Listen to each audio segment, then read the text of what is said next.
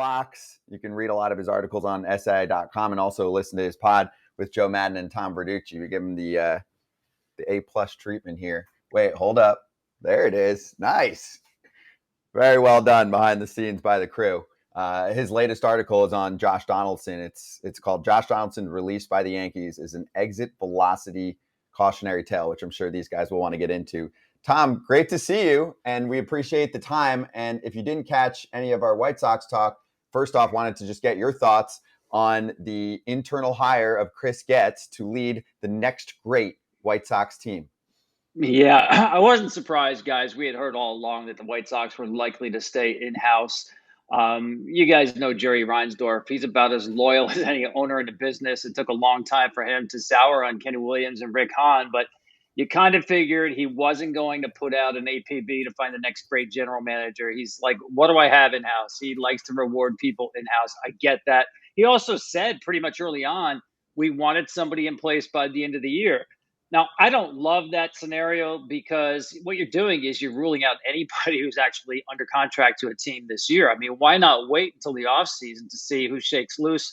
There's probably rumors that David Stearns is going to wind up with the Mets anyway, but why not at least give yourself a chance to get somebody like that and just hold off for a couple of months? I don't think there's a lot of urgency to have a guy here by the end of the season. But given the way the White Sox operate, the way they like to stay in-house, I didn't think it was a big surprise.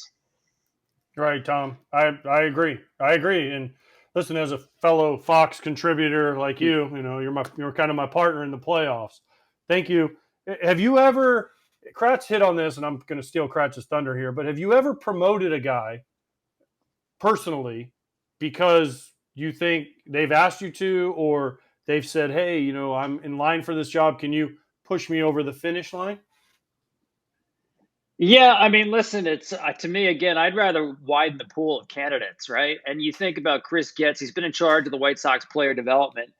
I mean, look at the people of position player wise, especially on the field for the White Sox, and you tell me who has really developed and gotten better at the big league level. I'll give you Luis Robert for sure. After that, I don't see that with Vaughn. I don't see it with Moncada. I don't see it with Anderson. I mean, up and down the line of Jimenez, I just don't see players getting better or close to what their ceiling is. Is that all in Chris Getz? No. But when you're in charge of the player development system, developing a player begins in the minor leagues, continues through the major leagues. Whatever is going on in there in Chicago, to me, is not working because we talk about this team underachieving the last couple of years. I have not bought that at all, guys. I have not liked this team the last couple of years. I think they've been too right-handed. I think they hit way too many ground balls. I think they chase way too much. It's not a diverse offense. I never thought this team was what a lot of people thought they were, just based on sheer ability. So there's probably something systematically here that needs to change in the White Sox system. And maybe it would have taken an outside eye to really discover that. And kind of what AJ was asking about, like, do you ever promote somebody that you're like, oh, like, to me, if I were to say who should be a GM, Raul Ibanez should be a GM. I think Raul Ibanez would do an amazing job because of all the things he's gone through. But guys that you've connected with throughout your time that are like, hey, I'd like to become a GM, whether the assistant GM, because we talked about the fact that Chris Getz, his name never came up anywhere. And I feel like that kind of stuff is like self-promoting. Or are we wrong and we just missed Chris Getz's name somewhere? No, I don't think you're wrong. I think, the jury is still out on what he might be as a GM. I like your idea of Raul Ibanez. It reminds me a little bit of the Rangers going out and getting Chris Young. I thought that was a great hire by Texas, and I said that at the time, not seeing the Rangers sitting here, competing for an AL West championship, but a former player who's seen the game from the business side and from that commissioner's office side. I love all of his hires that he brought in there, starting with the manager. So it's a good call to look at a former player who has that broad breadth of experience. Obviously, Chris Getz is a former player, but doesn't have that broad breadth of experience. I also look at guys like James Click, who deserves absolutely another job as a GM. I mentioned David Stearns. There's other people out there who you might be able to get, or at least make a phone call. I always say this about managers. When people always want the manager fired, you better have somebody else in mind who is a better option. And give credit again to Chris Young, because Bruce Bochy's a Hall of Fame manager. When he's out there and you're looking for a new manager, You make that call. Maybe Bruce Bochy says, no, I'm cool. I'm retired. I don't want to manage. But that's a call you have to make. And for me, David Stearns is that guy right now. And again, maybe he winds up with the Mets. Maybe that's behind the scenes a done deal. But I don't want to close myself out from the opportunity of hiring somebody like that. Tom, how you doing, brother? Good, man. What the hell is going on with them Angels? This waiver wire, like I've obviously usually throw a player on the waivers and then other teams claim them, and it's a whole different process. Now it's just come get them for free. Take what you want, pick what you want, just take the salaries. It's a la carte or something like that. What the hell is going on with the Angels, and how can this set a precedence for not just this year but for the future?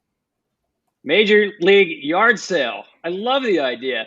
It's actually as messed up as the Angels are. We all know that, the longest drought along with Detroit in the American League as far as making the postseason, a lot of wrong decisions.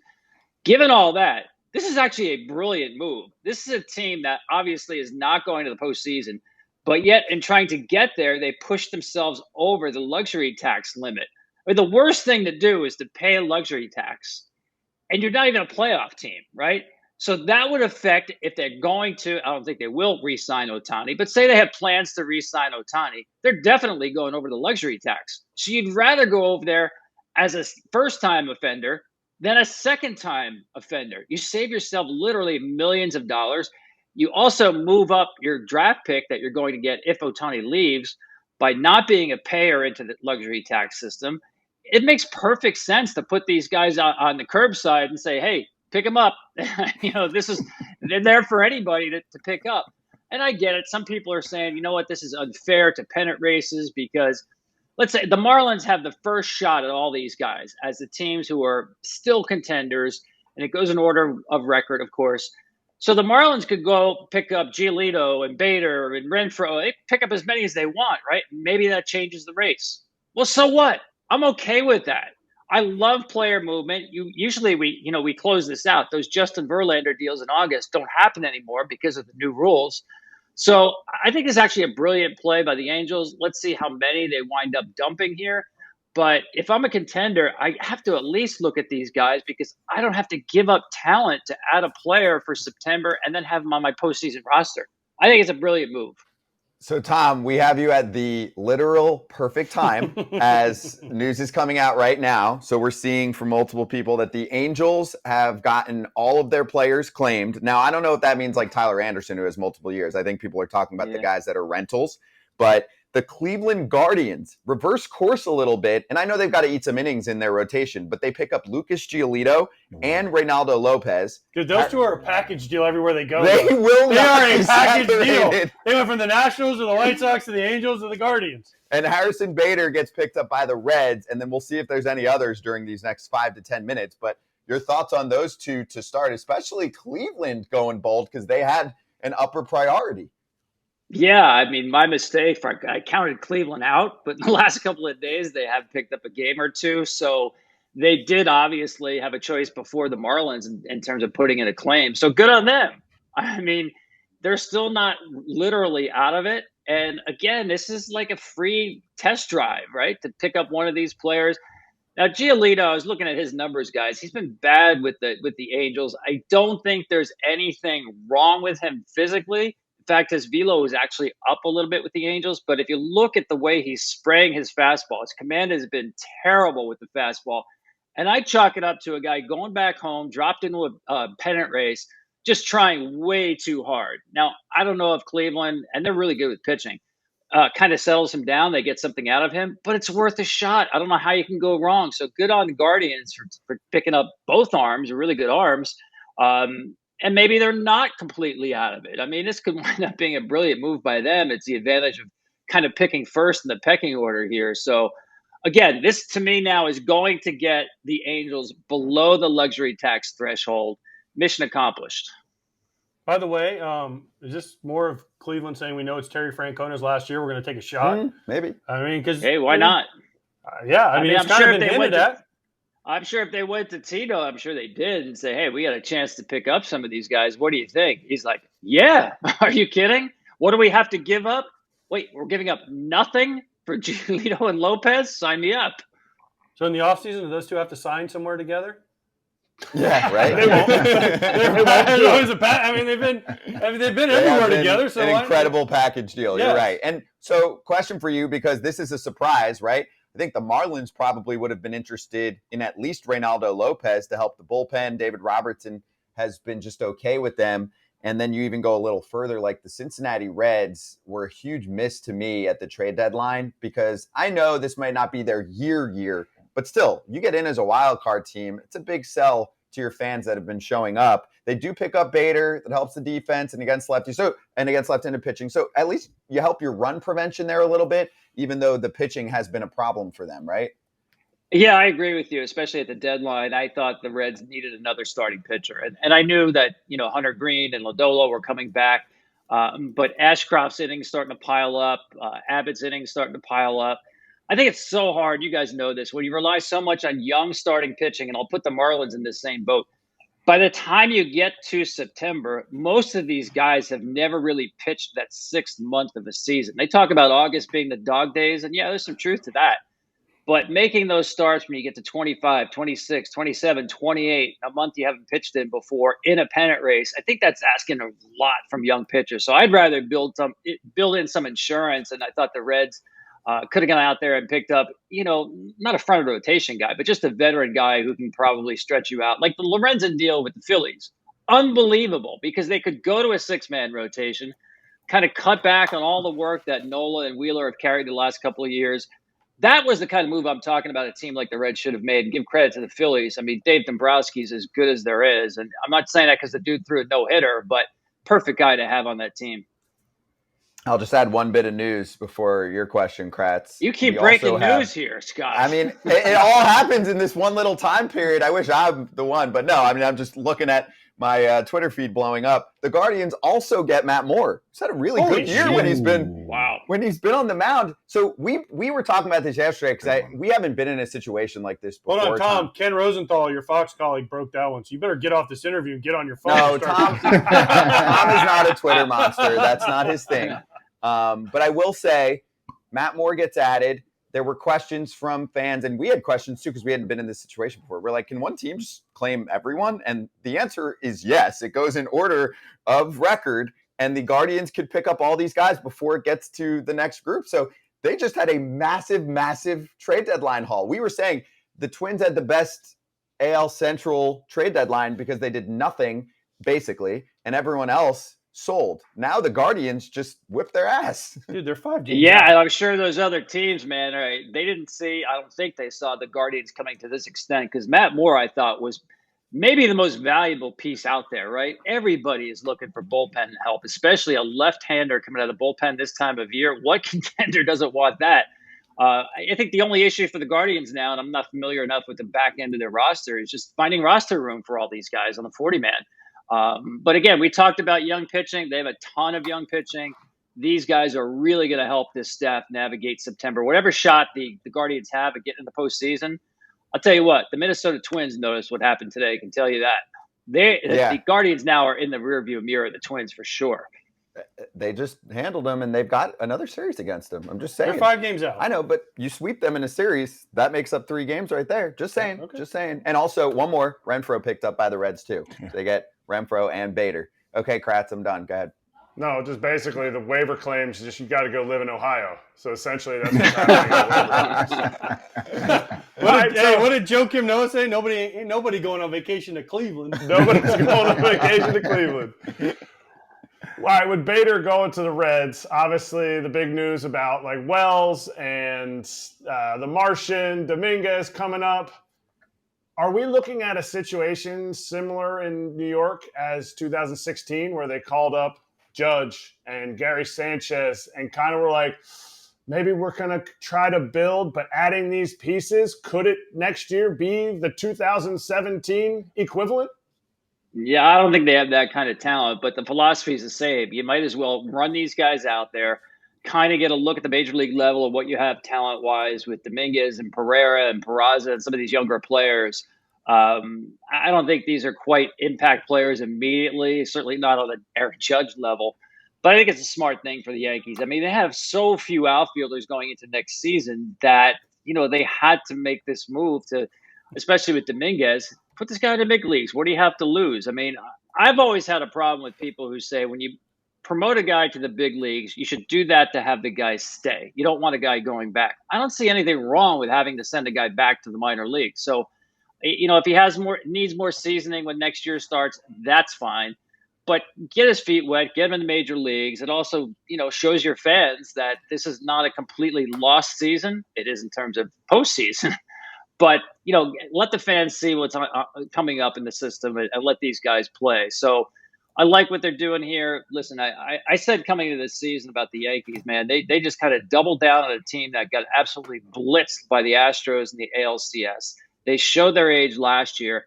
And I knew coming into this season, guys, that this year is going to be about young players. When you think about the rules this year, right, it's encouraging stolen bases. Without the shifts on defense, you need range on defense.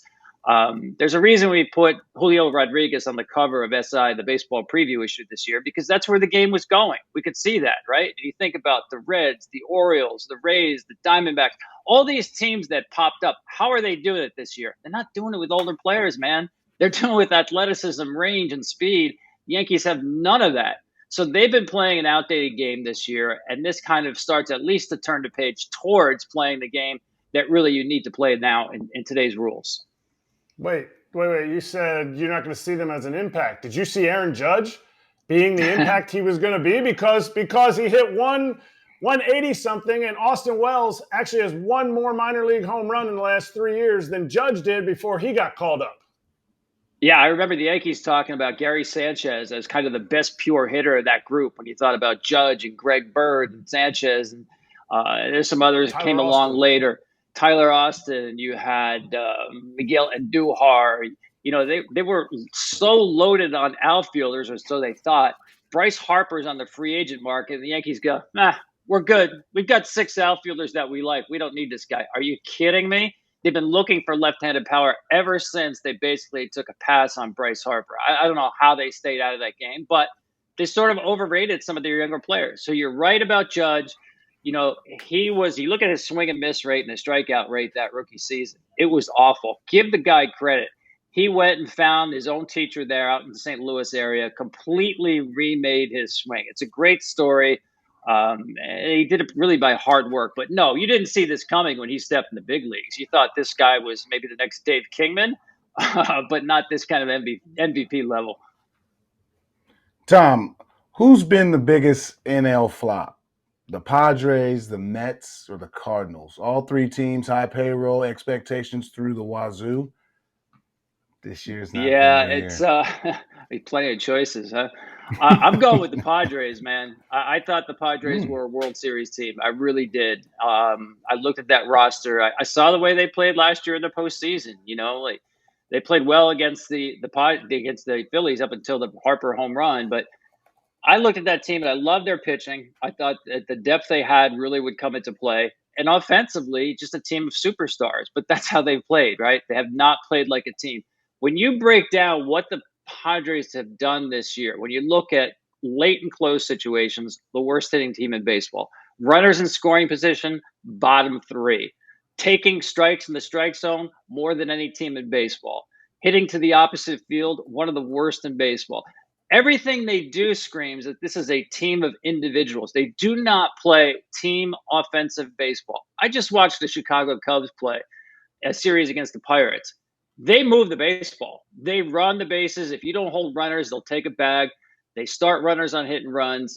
I love the way the Cubs, and they're not a great offensive team, but they can beat you in different ways. The Padres just never showed the ability to play team baseball offensively. So to me, they're the biggest disappointment. We kept waiting and waiting and waiting. And guess what?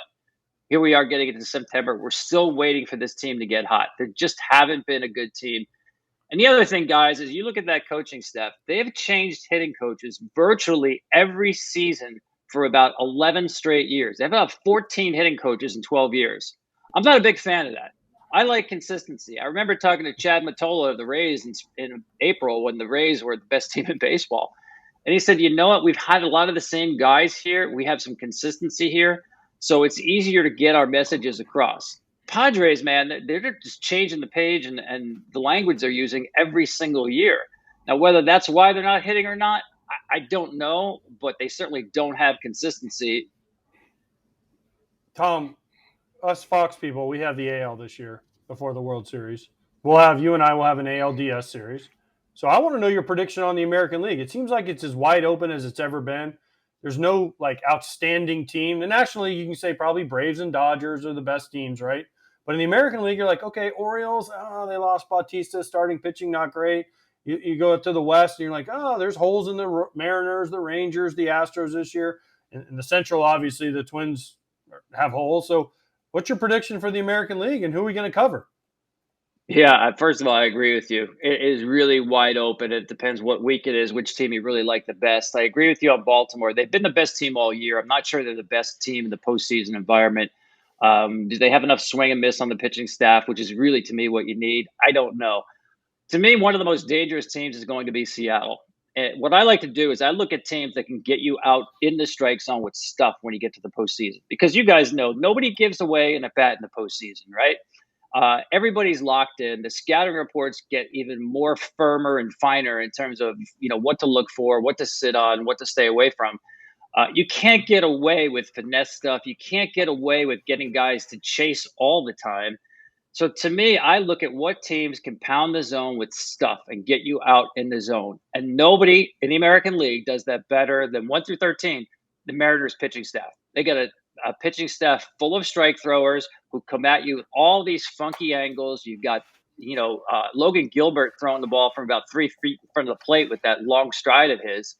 They've got so many different looks. There's no team that's better at throwing fastballs from a low angle to the high point in the strike zone, which plays definitely in October. So I think they're a nightmare matchup. They almost took out Houston last year, which is hard to say because they couldn't score any runs. But they could pitch with them inning by inning last year in the postseason. Now they have a little more experience. So are they the best team? I don't know about that, guys. But I think pitching-wise, I think they're the most dangerous American League team in the tournament. If they get in, which I think they will. I worked with Tom for many years. We're often on the same page. I mean, you guys are. I mean, man, Scott's been talking about the Mariners since day one. Since March. We joked on him, but now here they are. Did I waiver? Yeah, I know. I never thought on your Padres. He said Padres Mariners World Series. Okay, sorry. I'm batting 500. That's just because he wanted to go to the West Coast. It's true. That is true. I wanted to go to San Diego, and hey, no one saw that coming from San Diego. No. Not making the playoffs. No. Tom, awesome to have you on. Really timely for this too. Appreciate it. Great to catch up with you. Yeah, anytime, guys. Thanks so much for having me.